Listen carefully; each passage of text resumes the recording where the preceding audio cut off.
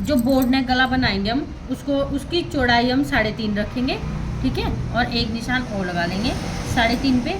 और ऐसे करके जितना आपने रखना है, 4 रख लो, 5 रख लो, तो कितना रखूँ आपका? 4, 4.5, ठीक है, क्योंकि हाफ इंच ऊपर सिलाई में आएगा, इसलिए हमने 4.5 कर दिया। और ये बन गया हमारा एक बॉक्स।